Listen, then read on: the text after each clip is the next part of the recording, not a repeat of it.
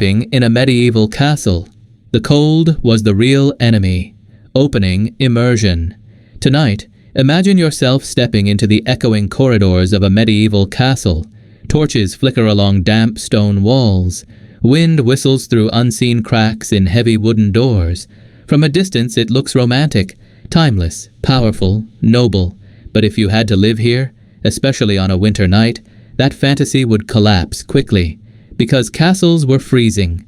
Without central heating, insulation, or modern bedding, your greatest enemy wouldn't be invading knights.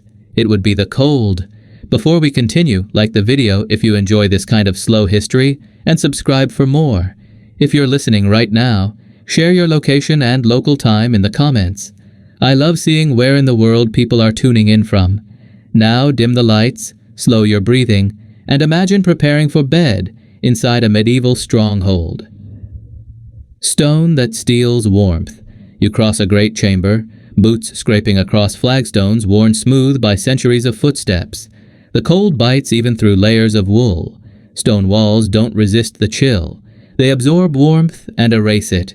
Historians praise castles as marvels of defense, but rarely as places of comfort. Those thick walls that could withstand siege engines acted like giant refrigerators. Once the sun set, temperatures inside dropped rapidly. Your breath fogs the air, moisture clings to the stone. The atmosphere feels damp, heavy, and unwelcoming. Many castles in northern Europe were built on windswept hills.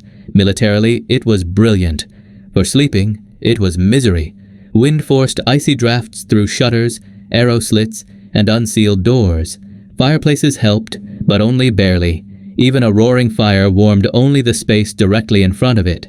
Step a few feet away, and the cold returned instantly. By the time you reached your bedchamber, it felt closer to a cellar, and siege engines acted like giant refrigerators. Once the sun set, temperatures inside dropped rapidly. Your breath fogs the air, moisture clings to the stone. The atmosphere feels damp, heavy, and unwelcoming. Many castles in northern Europe were built on windswept hills. Militarily, it was brilliant. For sleeping, it was misery. Wind forced icy drafts through shutters, arrow slits, and unsealed doors. Fireplaces helped, but only barely. Even a roaring fire warmed only the space directly in front of it. Step a few feet away, and the cold returned instantly. By the time you reached your bedchamber, it felt closer to a cellar than a bedroom. Medieval travelers wrote about waking to frost rooms. Wash basins froze solid. Ice formed on walls. Occasionally, even bed curtains stiffened with cold. Chroniclers treated this as normal, and yet, people survived. Nightly rituals of survival. As night fell, castle life shrank inward. Fires were banked carefully. Doors were shut. Curtains were pulled tight. Clothes were layered thickly. Warmth wasn't assumed. It was engineered. Beds were raised high above the floor. Cold air sinks and elevation mattered. Straw-filled mattresses rustled beneath you, offering little insulation. Tapestries lined the walls, not just for decoration, but to slow drafts. Whether they truly helped is still debated, but people were desperate enough to try anything.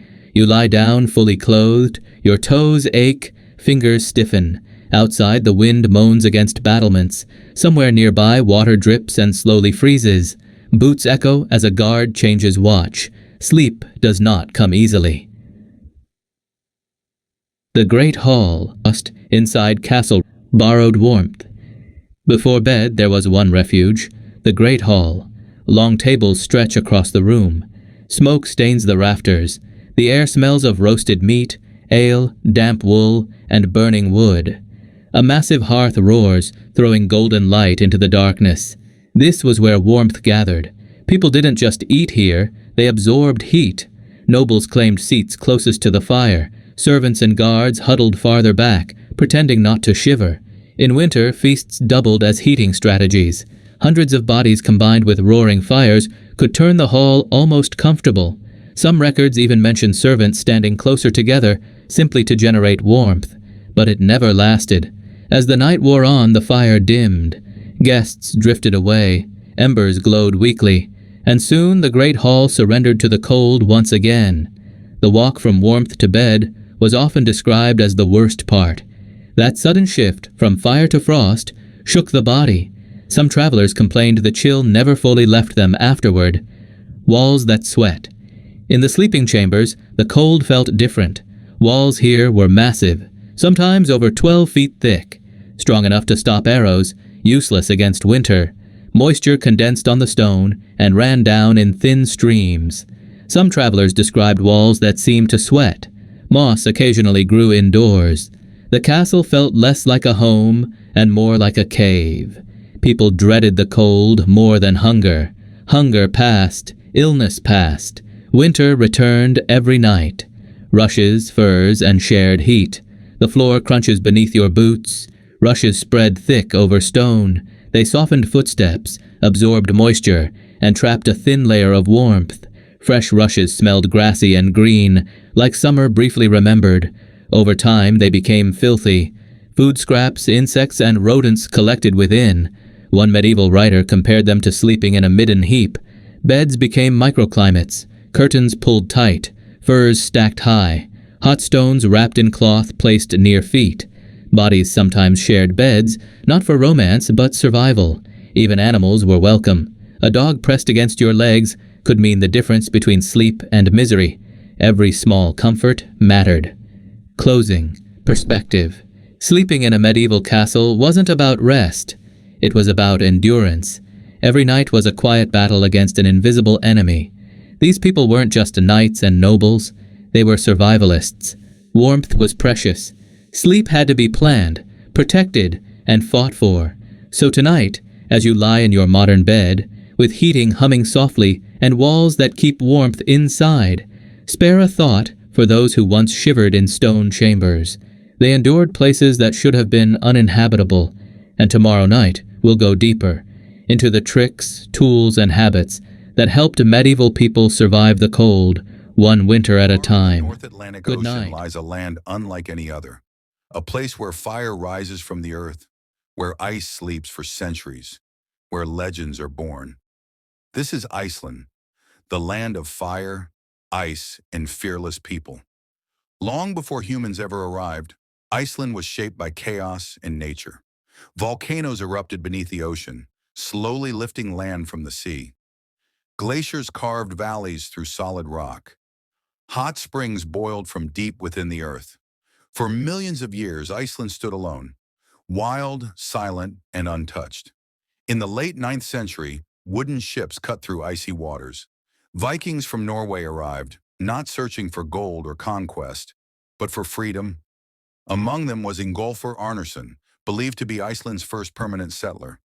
Legend says he threw his high-seat pillars into the sea and promised to settle wherever they landed. They washed ashore at a place he named Reykjavik, meaning Smoky Bay, named for the steam rising from geothermal springs. Life was harsh. The land was cold, volcanic, and unforgiving. But it offered something rare in the medieval world: independence. In the year 930 AD, Icelanders created something revolutionary. They founded the Althing, one of the world's oldest parliaments. There was no king, no palace, no throne. Laws were spoken aloud on open ground, and disputes were settled with words instead of war. In a time ruled by swords and crowns, Iceland chose law and cooperation.